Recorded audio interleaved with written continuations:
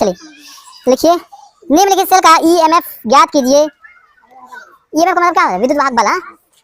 निम्नलिखित सेल का ईएमएफ ज्ञात कीजिए तथा तथा यह भी बताइए कि यह भी बताइए कि यह आया हुआ सवाल है। यह भी बताइए कि कौन सा इलेक्ट्रोड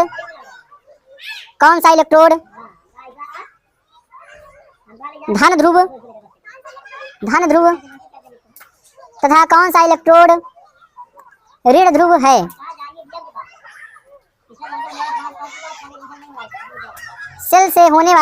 सेल में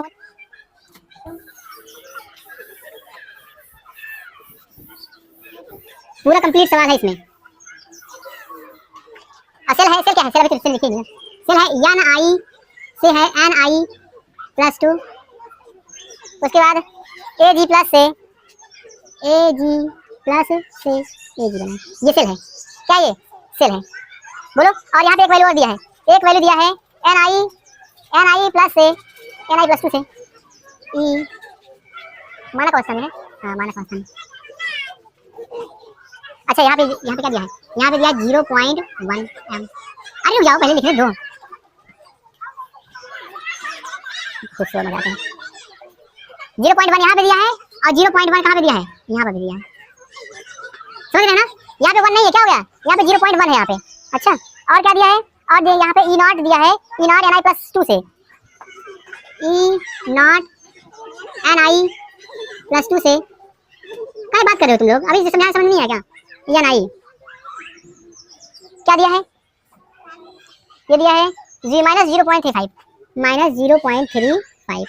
ठीक है, वोल्ट। और क्या दिया है?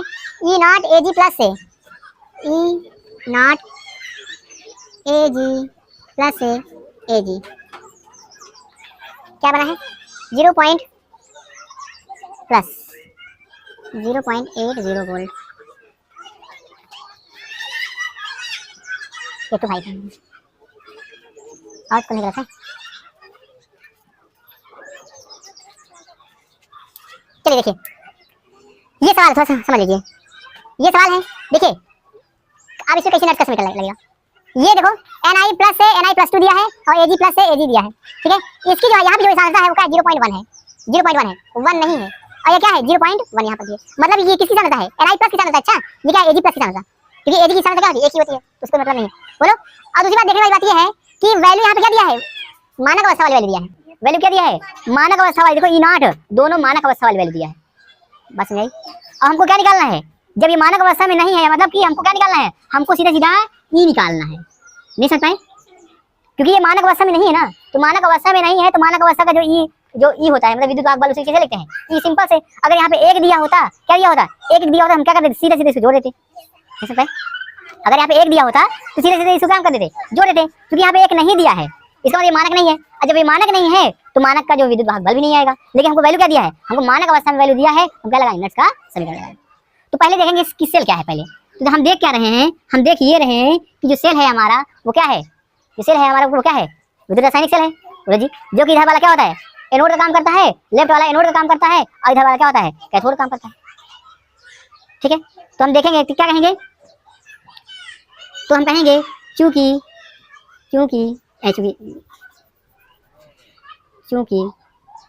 क्या है? उपर्युक्त सेल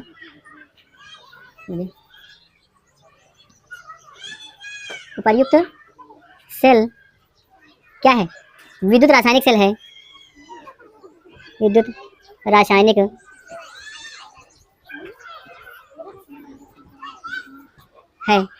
बोलो जी। जिसका कौन सी रहा? लेफ्ट वाला, जिसका बायां हिस्सा दिखाई नहीं दे रहा क्या? बायां हिस्सा क्या होता है? बायां हिस्सा क्या होता है? जिसका बायां हिस्सा क्या होता है? बायां हिस्सा ऋण ध्रुव, तो क्या होता है? ऋण ध्रुव ना, ऋण ध्रुव एवं दायां हिस्सा क्या होता है? धन ध्रुव होता है, ठीक है। समझे ना?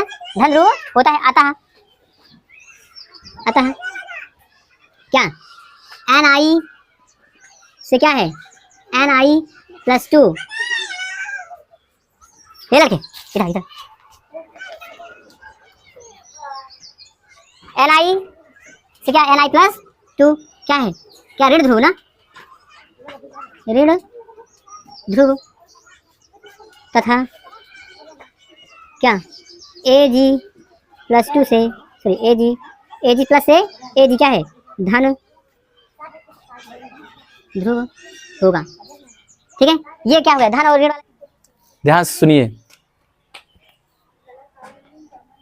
इसका हम क्या करेंगे, मान लो इसका हम चलिए इसका समीकरण लिखते हैं। तो ni से क्या बन रहा है ni प्लस 2 बन रहा है ना, बोलो जी ni प्लस 2 बन रहा है। ni से ni प्लस 2 बन रहा है। इसने क्या किया, 2 इलेक्ट्रॉन का त्याग, किसने क्या किया है, त्याग किया है। बोलो जी इसका मतलब क्या हो रहा है, ये ऑक्सीकरण हो रहा है, ऑक्सीकरण हो रहा है। इसका मतलब क्या है, ये एनोड है। बोलो अब देखिए दूसरा वाला क्या है, Ag प्लस से Ag बन रहा है। इसका मतलब क्या किया इसने एक इलेक्ट्रॉन को ग्रहण किया है। बोलो ये क्या हो रहा है, ये अपचयन हो रहा है, अपचयन हो रहा है। तो यहाँ पे क्या हो जाएगा, ये कैथोड होगा।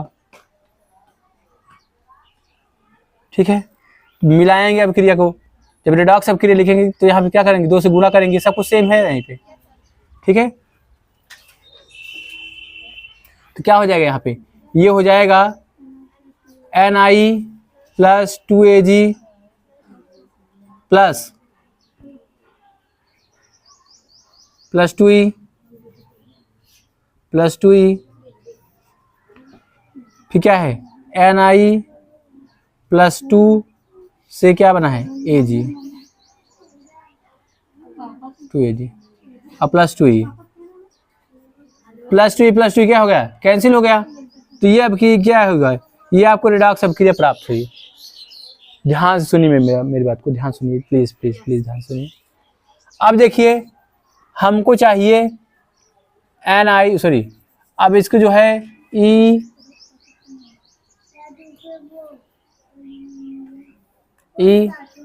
सेल, देखिए मानक अवस्था में दिया है, फिर समझिए जिसको मानक अवस्था में दिया है तो वैल्यू हमको क्या होगी, मानक अवस्था में ही प्राप्त होगी। तो मानक अवस्था में बताइए ये क्या है, ये वास्तव में दिया है, ये क्या है Ni से Ni प्लस 2 हो रहा है, ये क्या है Ni प्लस 2 से Ni हो रहा है। इसका मतलब क्या है, वैल्यू उल्टी है, तो इसको क्या करेंगे, सही करेंगे। तो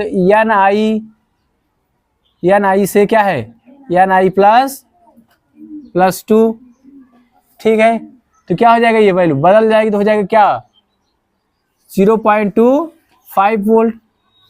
और E0 ये, और E अगला क्या है Ag प्लस से Ag, क्या ये वैल्यू वास्तव में दिया है, हाँ ये वैल्यू क्या है वास्तव में ये दिया है। तो इसमें कोई चेंज करेंगे 0.80।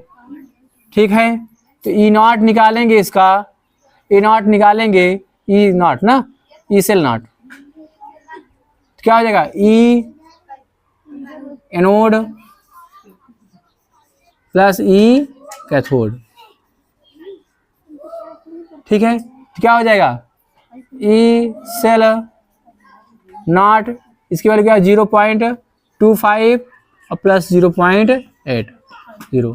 जब घटाएं जोड़ेंगे तो क्या E सेल नॉट 1.05 वोल्ट।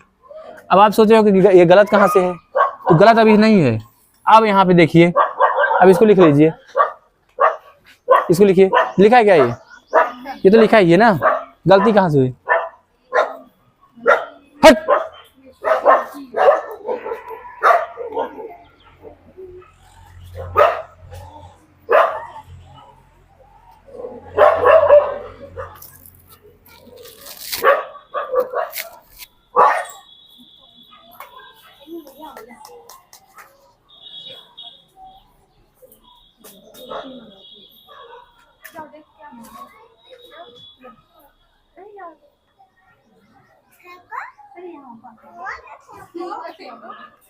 तो ये तो इतना तो किए हो ना, इतना कोई दिक्कत नहीं, यहाँ तो कोई दिक्कत नहीं। अब देखिए गलती कहाँ से हुई है, हो गया ना ये। तो जब हम क्या निकालेंगे, जब हम ई, अब क्या निकालेंगे, ई सेल निकालेंगे ना, ई सेल, ई सेल लिखेंगे तो क्या होता है, E naught cell minus 0.059/n log, इसको हम क्यू कह दे रहे हैं, क्या कह दे रहे हैं, क्यू कह दे रहे हैं। क्यू का मतलब क्या होता है, अभिकारक की सांद्रता बटे, हाँ अभी बताऊंगा ना, यही तो गड़बड़ हुआ है। इसकी वैल्यू क्या निकली है, 0.05, 1.05 निकली है ना इसकी वैल्यू, अभी देखना। और n का मान क्या है, 2 है, n का मान क्या है, 2 है। ध्यान से देखिए, हम क्यू क्या होता है, अभिकारक की सांद्रता बटे उत्पाद की सांद्रता। कैसे लिखेंगे, ध्यान सुनिए इसको। अभिकारक की सांद्रता क्या है, सॉरी उत्पाद की सांद्रता बटे अभिकारक की सांद्रता। इधर देखो, उत्पाद की सांद्रता बटे अभिकारक की सांद्रता। तो उत्पाद की सांद्रता क्या है बताइए,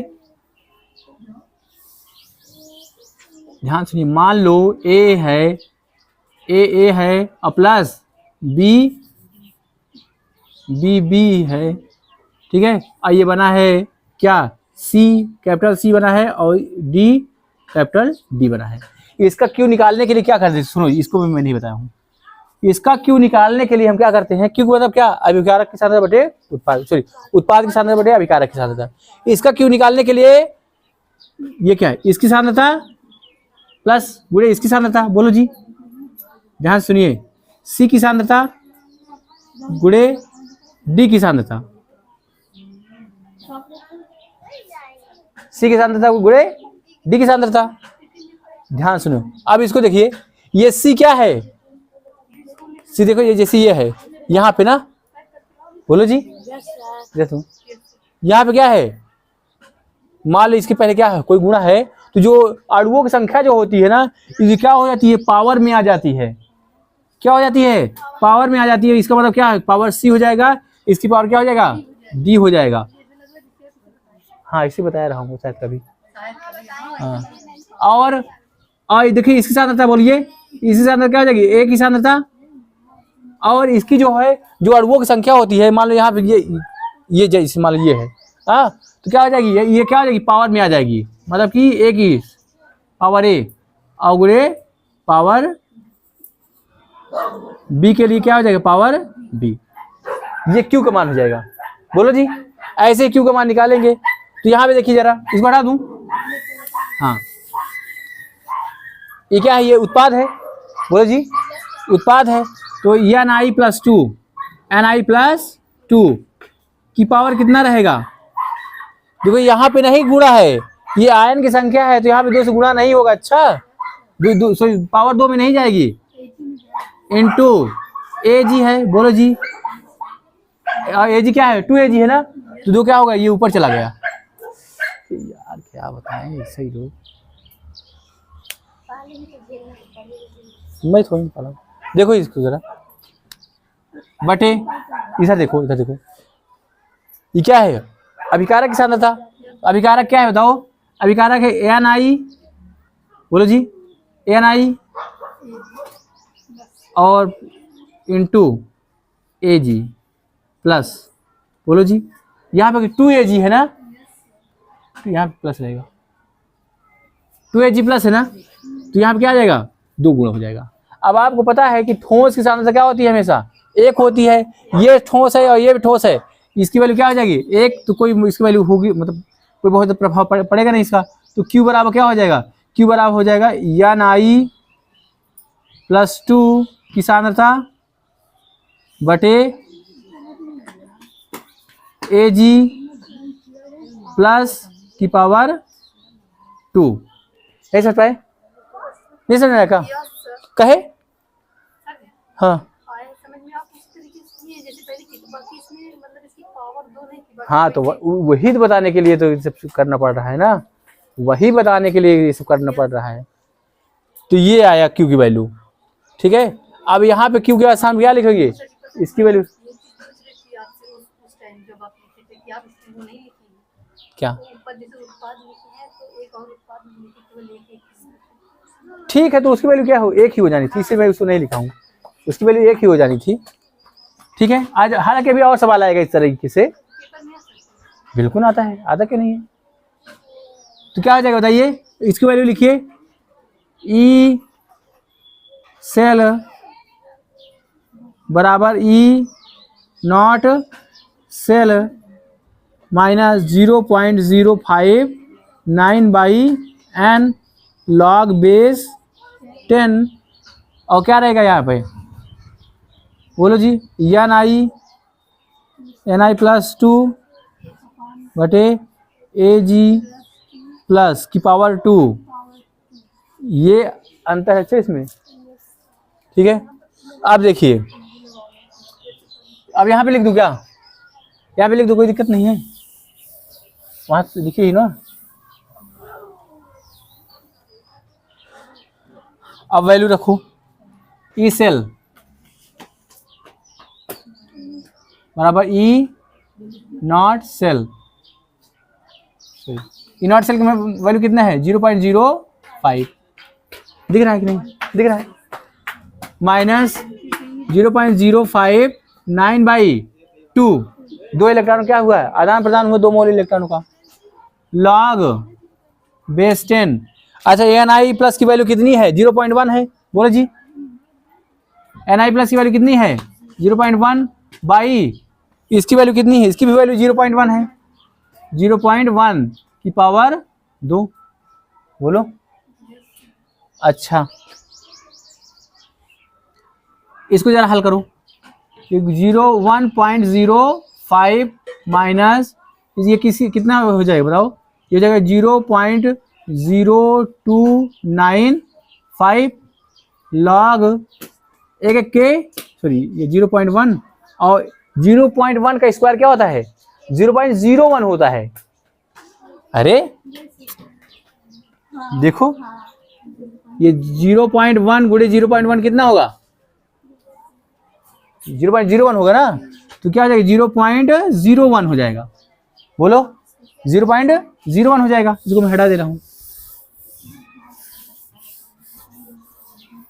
अब देखिए इसको बैलेंस करने के लिए अब ठीक है, इसको हटाएंगे, इसको हटाएंगे, बोलो यहाँ पे क्या है 10 है, तो आएगा ई सेल बराबर सॉरी 1.05 माइनस 0.0295 लॉग 10, और लॉग 10 बेस 10 का मान क्या होता है 1 होता है, लॉग 10 बेस 10 का मान क्या होता है, तो इसकी वैल्यू क्या हो जाएगी 1 हो जाएगी, बोलो जी क्या हो जाएगी 1 हो जाएगी, इसका मतलब ई सेल बराबर 1.05 माइनस 0.0295, इसको जब आप घटाएंगे तो कितना है बताओ, बताओ ये का ऐसे करोगे 0.0295। अब देखो यहाँ पे क्या है 10 है, 10 में 5 गए 5, यहाँ पे 9 है, 9 में से 0 गए 0, यहाँ पे कितना है बोलो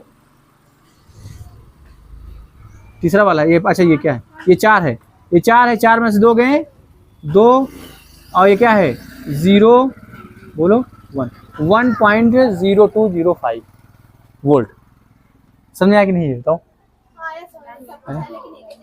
कोई बात नहीं, क्यों के बारे में हम विषय चर्चा कर लेंगे।